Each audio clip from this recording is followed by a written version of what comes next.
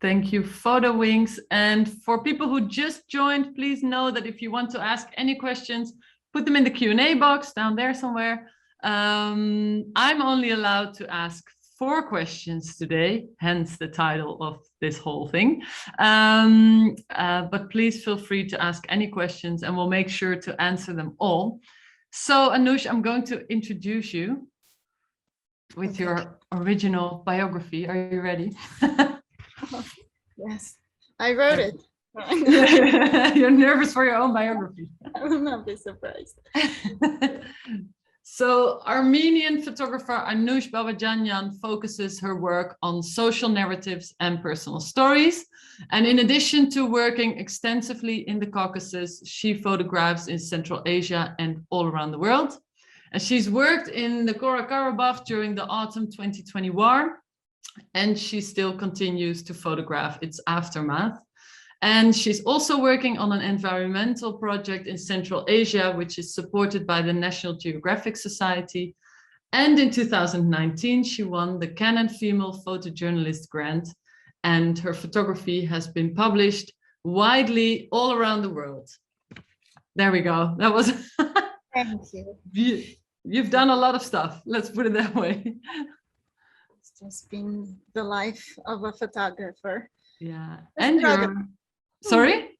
The struggle. The struggle and the life of a photographer. And you are a lovely 7 colleague of mine, a member of 7 Photo. So let's start with the first question. And yeah, you can share your screen whenever you feel is the right moment. But the question is, what is your most important photograph so far? Yeah. Yes, well, thank you for these questions, Ilvy, in general, because I haven't really thought of these questions, thought of answers to them ever. So you really opened this whole new world of looking at my photography in a different way. And so I thought deeply about your first question. Of what photo would be the most important.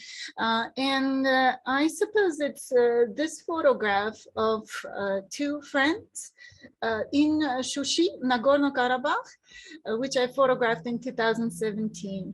And at the time I was working on a story about large families. Nagorno-Karabakh is in the South Caucasus. It's a disputed territory, a disputed land, an unrecognized republic, which was in the simmering conflict for about 30 years until last year, when the war broke out for 44 days. But I've been photographing here since 2016, and it was in 2017 when I was following the family of Angela, who's standing, and she was one of 7 children in her family. And so we were in the town where she lived temporarily. She was in another town, but she was here in Shushi, which is the 2nd largest town in Nagorno-Karabakh. And she was just playing with her friends. They were picking some berries from the leaves. And this is such a poetic moment that I spent quite some time trying to catch this. It was really silent, photographing. Didn't last very long, but for me, it was just this moment of childhood that a lot of the photographs in this story were, because it connected to large families, so many children. So for that story, I did spend a lot of time with kids. And so this was just one of them. It's a beautiful, beautiful image. So if I understand you right, you were already photographing these larger families before the war broke, right? Yes, yes. So for about 3 years, because there was this general the government, the local government, was offering incentives for families to grow and to populate the land. So that's why I was specifically focusing on larger families. Of course, on this particular image, you don't see like a lot of children, but somehow this became one of the main images for that project. And it was also one of the images submitted to the Canon Female Photojournalist Grant, which I won, and which allowed me to continue working on this story. It was by the time you won the award, the war wasn't there yet, right? Because you won in 2019. Yes. And then it was exhibited at Visapolimaj in September 2020. And then only after that, at the end of September, the war began. So it was, but it's, either way, it's always been important for me to show stories of this place, because before the war, it wasn't photographed extensively. The issue of this disputed land wasn't told broadly or by many photographers and journalists. So I wanted to work there as often as possible to show to visualize these stories. But then during the war, it was covered quite well and extensively. Of course, now in the long aftermath, there aren't photographers and journalists, and in general, Nagorno-Karabakh doesn't issue visas to foreigners. But yeah, at the time it was covered well. But also with the city of Shushi, what happened is during the war, it by the end of the war, it fell under the control of Azerbaijan. So it started, there was a territory in the north that was taken over, and then also from the south. And it ended with this town, Shushi, being taken under Azerbaijani control, and then the war stopped on November 9th. So this city is one that I can no longer, I have no more access to this city, and these children who are Armenian and any Armenians are no longer there. So they left before November 9th, and they can no longer step foot because but left to? They left to Armenia or to other, to the capital Stepanakert of Nagorno-Karabakh, or the capital of Armenia, or other places, mostly Armenia and Nagorno-Karabakh, but or some people also left to Russia. So have you been in contact with some of the families? Because how many families did you photograph for the large family project? I've photographed many, but focused on maybe 4 of them, 4 or 5 of them.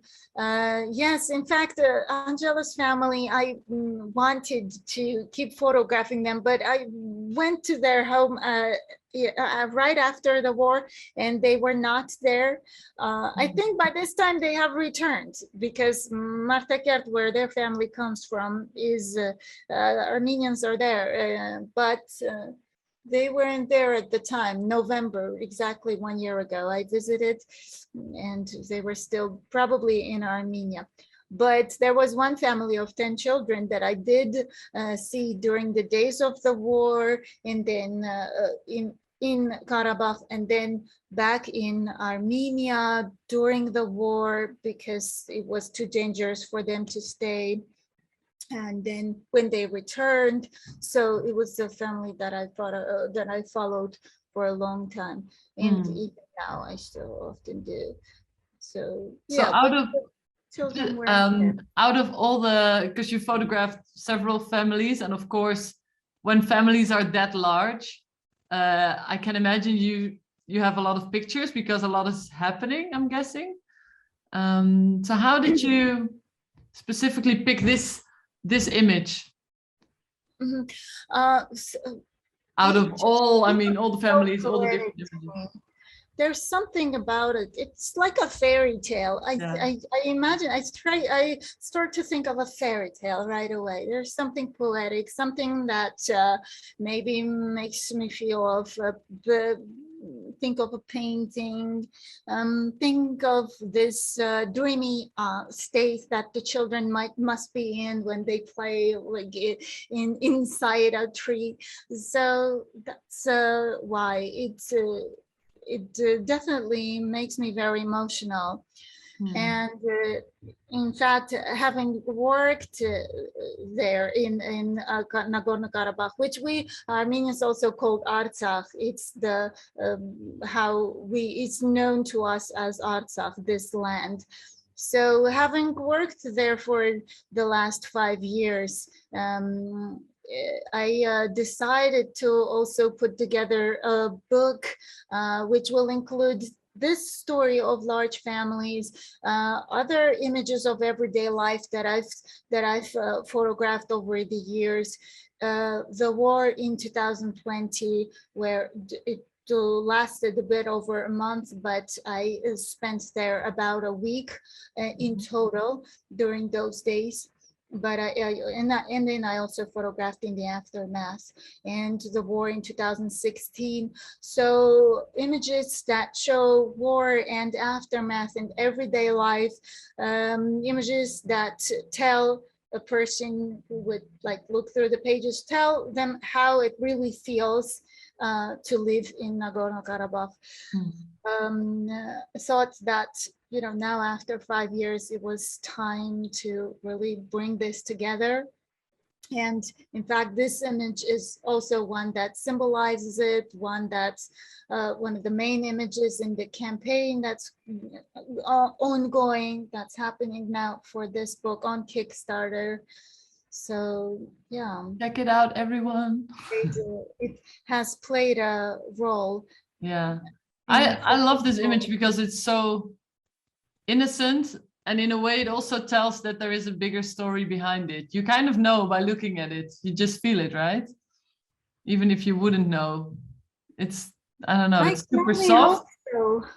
Yeah, no, it's really there, there's a question coming in. I was wondering why my screen was flashing. I don't know if the same happened to your screen, but no, maybe I'm screen sharing, so oh yeah, it was a bit. So there's in the Q&A a question from Ari Haziza, and the question is, do you believe that photography can actually contribute to solving the issues, or are you doing this work for documenting the human condition for future reference? Thank you. So if we're talking about this work specifically, in general, if I answer the question in general, whether I think photography can make a difference or solve issues, I suppose yes, but probably rarely in a very straightforward way.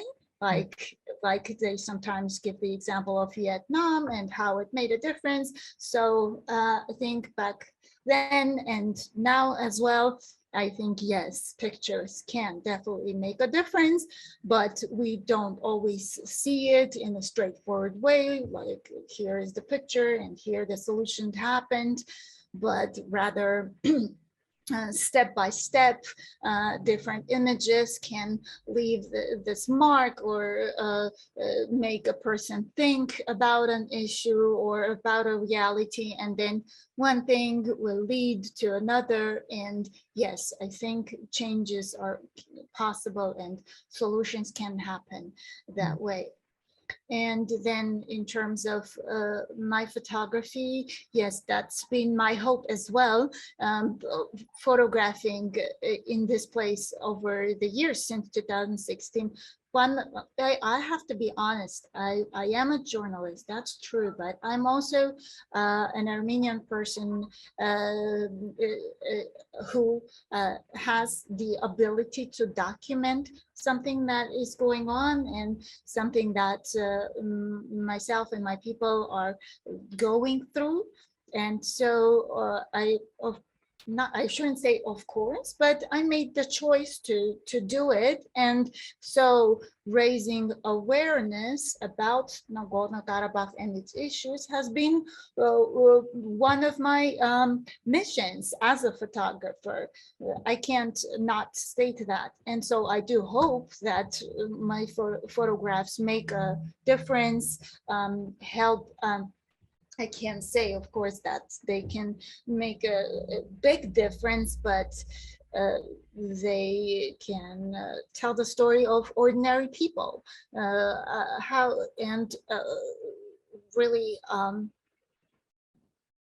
for me, it's been one of the ways to really show people who are not Armenian how it feels for a person to live in Nagorno-Karabakh, particularly for Armenians, how it is for them to be here.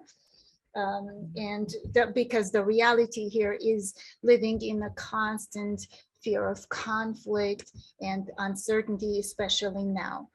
So yes, and at the same time, so yeah, and coming to the second part of the question, yes, it's also a visual document. I also want to create this body of work that can stay as a document for the future as well. And in fact, the book has that particular purpose, so that the images are not just somewhere in my archives or where, you know, on the Instagram, or where will they be? It's I think proper and logical development of this long-term project of 5 years to come together in a way that allows them to really become a document in the book. And when is the book coming out? The release is planned for September 2022. So now I've already started to work and develop the concept, and I really begin in December once the campaign is over. So throughout the months I will work on it, and September 2022 is the release. Beautiful. And I see you just shared the link, so people, everyone, check it out in the chat, right? Not in the Q&A, in the chat. Yes, it's in the chat. So shall we move to an even more difficult question? Or is there anyone who wants to add? Because I would love to talk more about this picture, and I also have more questions, but I'm not allowed. I can ask 4 questions. I think I've already asked about 6 or 7. But if anyone wants to ask anything, let's just see and wait if anyone wants to ask anything about this particular question. And otherwise, we're going to move to the next one. No. Okay. Okay. Yeah, let's go to the next question. You already know what the question is. I think everyone who's watching and who's been here before probably also knows. But what is your biggest photo failure? And I don't really like the word failure. Let's rephrase that. Like, which image didn't turn out the way you wanted or thought it would, or which story wasn't exactly what you thought it would be? Yeah, so, well, the answer to that question was even more difficult, I guess, nothing surprising, but because I didn't have just one answer. You know, there are many occasions when we don't get the picture that we imagine we would. And some, for me, would turn out, some of the cases that I consider failure would rather be not so much in the picture itself, but rather in miscommunicating, or when something didn't happen with me on a personal level with the people who I hoped to photograph. Now that's a real sad moment when that happens. While when a picture doesn't turn out the way I would imagine it to be, that's a little more, doable. Yes, Maggie, I'm going to show the photo. I'm just blabbering about what I prefer to I be. actually like it. I like it. The suspense was building, but I think Maggie couldn't. Couldn't take it. Couldn't wait. I totally understand. I wanted to point out what exactly failure means to me. And yeah, failure on a on a human level is really failure. Failure on a visual level it's our job. Sometimes it turns out, sometimes it doesn't. Very true. Well said. Yeah, and this image, it was taken on the way towards my failure, about which as I was climbing towards it, because I was really climbing in Tajikistan last, well, actually, was it this year? It was this year, this summer. I traveled to Tajikistan to continue working on my story in Central Asia, which is related, I won't go into too many details, but it's related to environment and water. And so one of my purposes for this particular climb and trip along these mountains was along the river called Zarafshan, was to reach the glacier called Zarafshan, where the river was originating. And so it was like this, what they sometimes call the climbing the mountain syndrome, where you have a great story to tell about how you've climbed the mountain, right, to take the photo, and it was, and then your photo was kind of like, so on the way it was really difficult, a lot of rivers to cross and rain, and we got tired, and we were climbing towards this glacier for about 2 days, and so my hope was to see something interesting. And so we get to the top and I see the glacier, and it's not white as I imagined. In my head, in my imagination, glaciers are ice and glaciers are white, but apparently some glaciers aren't. Some glaciers can be mixed with dirt, as it was the case with this glacier. And it was melting into the river. Here you can see it below at the bottom of the photograph in this non-discrete manner, it's just like, and apparently there were other small, what do you call them, like brooks, or parts of the river that part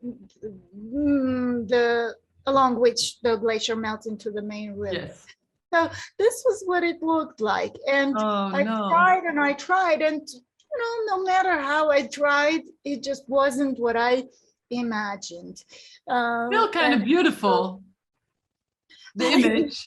It really is, but I can imagine it's not the icy white.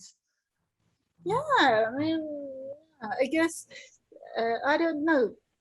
Was this an assignment, or was this an assignment?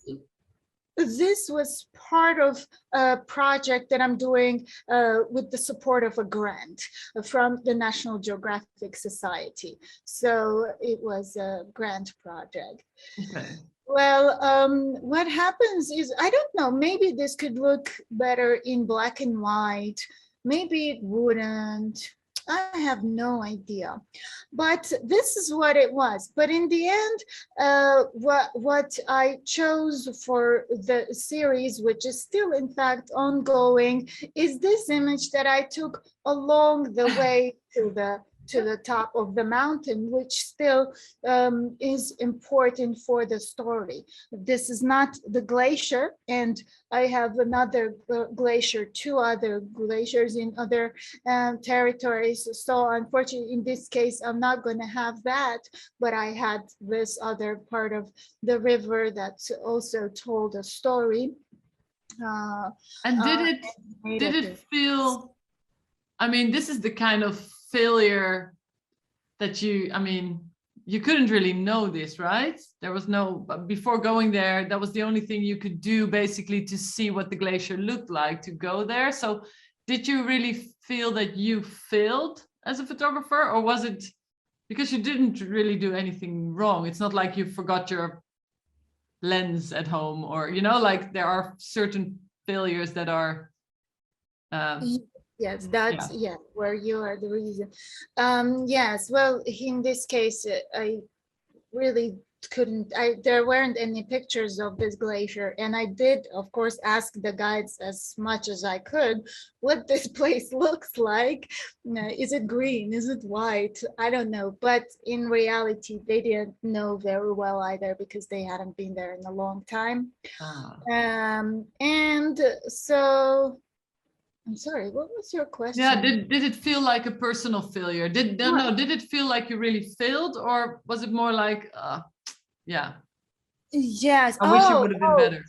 It felt I didn't feel good about it, because I had spent a lot of time on that trip for about 3 days in total, because getting to that village from where we started climbing also took long.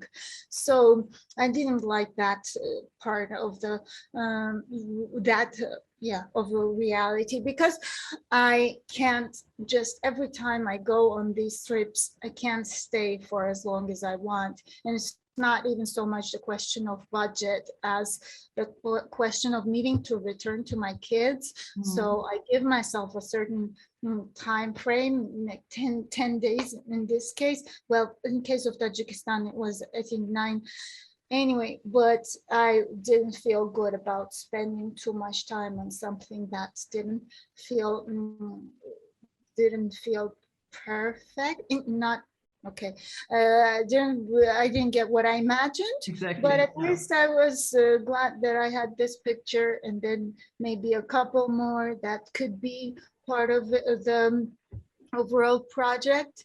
But as it's ongoing, and I still don't know what will happen in the end. But the trip itself wasn't hopeless. It's okay. That's why I showed this image as well. And it taught me a lot as well, of course. You what? And then of course it taught me a lot in the what did it teach you? It taught me to actually appreciate this climbing the mountain process. It taught me to appreciate our experience. It taught me that the end result does not need to be the only thing you care for. That, okay, yes, speaking with editors or mentors, yes, you should not use your experience as a justification to as something that makes your photograph better. Your experience does not make your photograph better. Your photograph speaks for itself, but or it doesn't speak, just like silent. As the silent image. Silent. So, but it does not mean that your experience doesn't matter. It doesn't mean that it's just something that, it's all in vain. All of those 3 days were in vain. No, they were not. They were very important for my communication, for my life. they were a part of my life. And it was actually so interesting that I could even write about it, which I don't give enough time to writing. But if I did, it's like we had these adventures and they can be interesting on their own. It's just that they didn't, yeah, you can't sum them up in an image, but you could write about them or you can live with them. And exactly, they're lessons just for you. I mean, and now you're sharing as well, so it's lessons to other people, but just to realize this, that it's not about the end result only in cases like this. I mean, you learn so much more. After all, like, why are we doing this, right, Ilvy? A lot of times we do this because we love this life of the photographer. We love the experiences. Yeah. Some of the things, then we give the images to people, but also in the process, what we get as a fulfillment, as a humble fulfillment, is this experience. Like I think of your trips to South Africa. I'm sure they gave you a lifetime of memories and just, 100% sure. Yeah. In the end, it's not only about the image or about the end result. There are a few questions coming in. Let me see. First one is from Margie in the Q&A. Is this glacier impacted by the effects of climate change? Yes. This glacier is impacted by the effects. It's melting very quickly, as a lot of glaciers are, on a very fast pace. It is. Everything is impacted by climate change. Yeah. There's a lot of stories to make on. Oh yes. And there are a One few. more question. Let me see. In the chat, Petra says, "I find your fail image beautiful and fascinating, as most of us imagine glaciers as white, myself included. So from an environmental perspective, quite interesting reminder that glaciers are massive movers and transformers of the landscape. To me, this image is an excellent visual illustration of this." That was from Petra, which I totally agree to. And Sarah says the same. She says, or something similar, "Anush, it's a good photograph, even if it was a failure in getting the image you thought you wanted." But that's what I love as well about this. Thanks for the comments, by the way, both of you. That's what I love about this job, even though I never really see it as a job, but just being a photographer, the fact that, I mean, the images that you sometimes end up with that were not planned, for good or for bad. I mean, it goes both ways, but it's always a lesson, and it's always amazing, kind of, that you can be surprised by what you're going to see. I mean, I always think, like every day we shoot different things and it's always different and you never know what you're going to get. I guess this glacier is a good example of that. You are expecting a white, beautiful, icy glacier, and here you are, total different. There's sometimes things come unexpected in a great way, and sometimes in a way that can be disappointing. There are two more questions in the Q&A, but one kind of is from Simona and goes back to your previous, but we are going to answer it because I think she was typing when I said, let's wait a minute, and then we were too quick to move on. She says, "Hi, Anush and Ilvy. My question is, how do you find your way to photographing the families and their homes? Do you think it is easier as you are Armenian? And do colleagues who speak another language, come from another cultural background, have more difficulties?" Yes, I won't take too long in answering because we don't have a lot of time, but you're right. The time is going quickly. It's never easy to find your way into a home, but it takes time. It takes humility. It's part of our jobs. We have to be simply ourselves and human, and just talk to people, explain who we are, why we're doing this, and ask kindly eventually whether we can also photograph.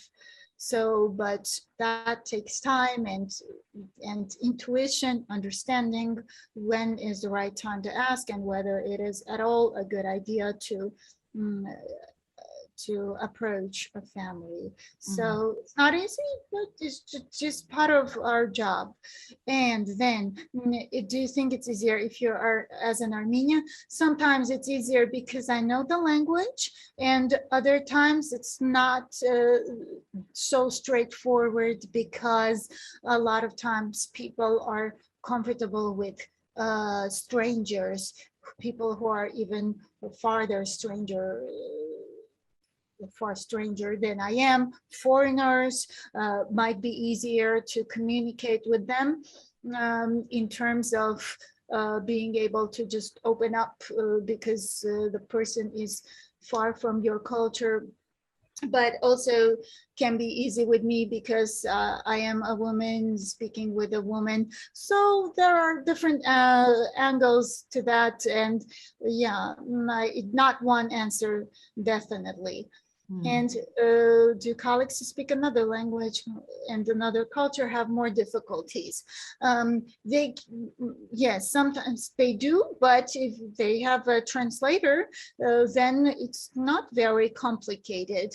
But there is an important factor that any of these colleagues should do, and sometimes they do, sometimes they don't, is researching, learning enough about the culture, spending as much time as needed for any story. It's the questions that we talk about a lot, and it's my job as well when I work in Central Asia to really work diligently when entering the homes of people whose language I don't speak. So, but in Nagorno-Karabakh or in Armenia, I wouldn't say it's necessarily a privilege knowing the language, but knowing the culture very much helps. It's very important. Okay. Thanks for answering. We're going to wait with Stefan's question because I have the feeling that we might get to that in the fourth question. If not, then we're going to still answer it. But let's go to number 3, because you are right. The time is passing by very quickly. So the third question for you is, what would be your dream story or image? Something, I mean, it can even be something that you might never be able to shoot, like something outrageous or something that you still want to work on in the near future. Could be anything. Oh, it's lovely the way you say this, because when I was thinking about the answer, I didn't think it could be outrageous. It can, always.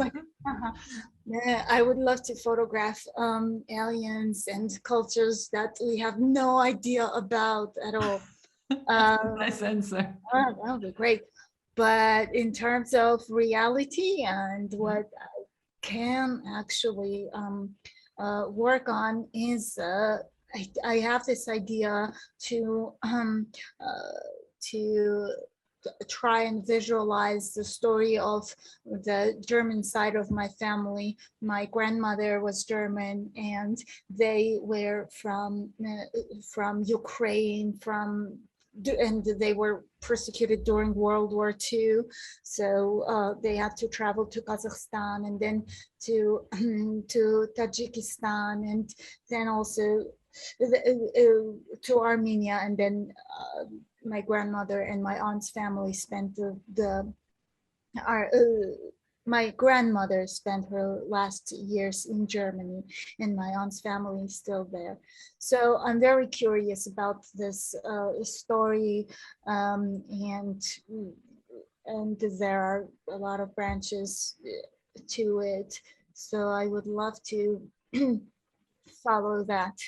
And I have touched upon some of it while working in Kazakhstan and Tajikistan already.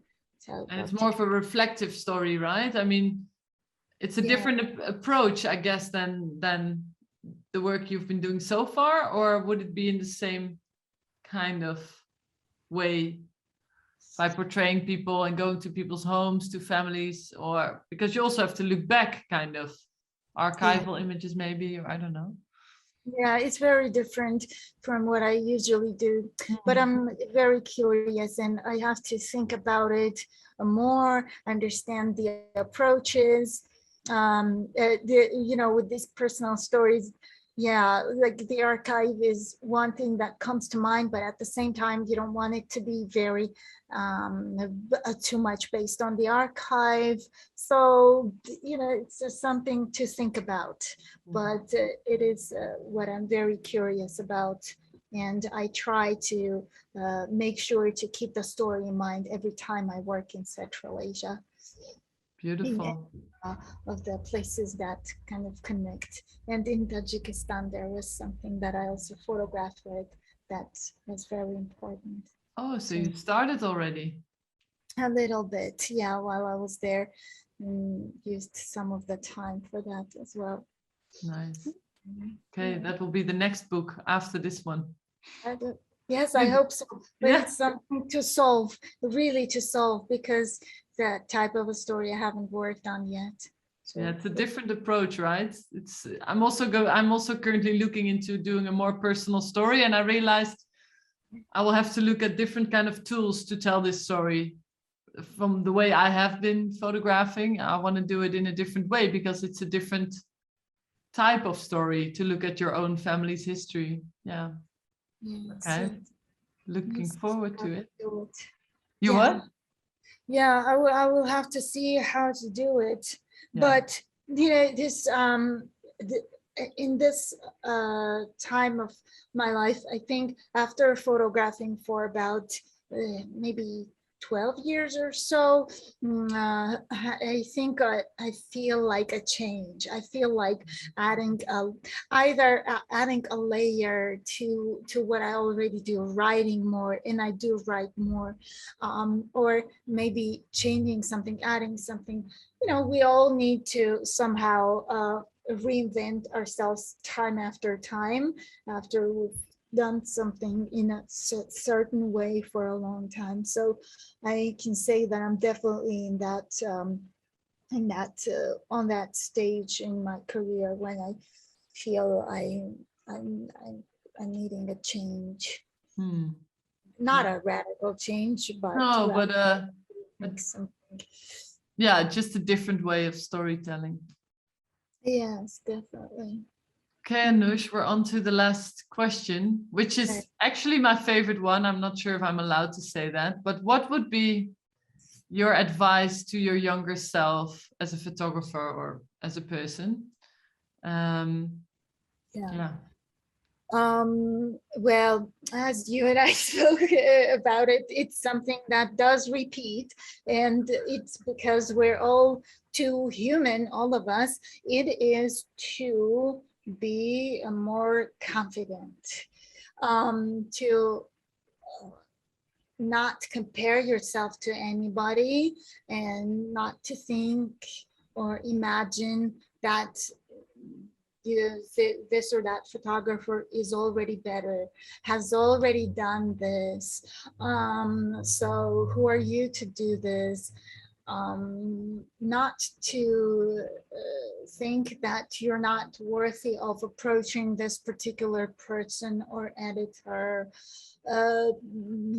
Basically, being confident is what sums it up.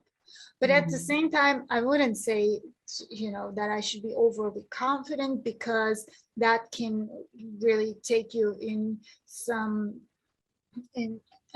situations where you can make mistakes, where you can be a person who you would later regret, like not having enough humility on the ground when photographing. If you're overly confident about something, like here I am, the photographer who I imagine myself to be,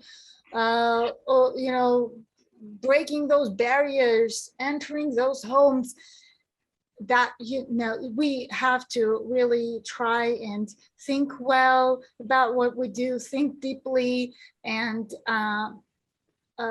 be on this, try to play a smart game, not to be too, not to put ourselves down too much, and not to take ourselves up wherever too high. We have to understand who we are, work on our weaknesses, and really pay attention at our strengths, and not think or imagine ourselves better than we are either.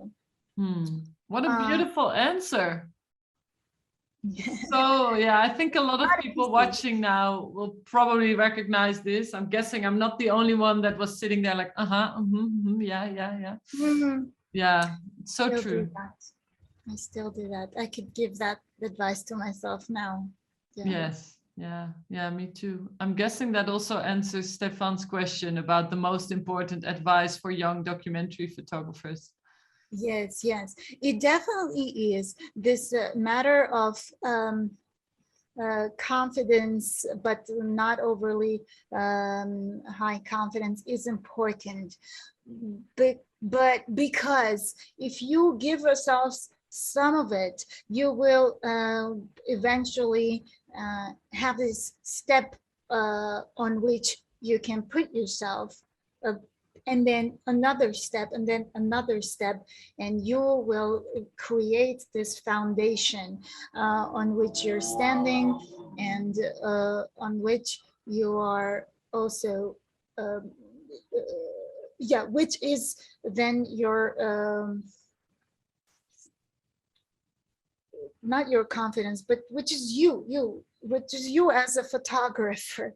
And then at the same time, and all along, for young documentary photographers, and not only amateur but professional, for all of us, we should always keep in mind the important matter of humility, which is and should go hand in hand with confidence. So if we could sort of keep that balance, I think things can go well. But sometimes we either are on this side of things or on that side of things, and that doesn't turn out helpful.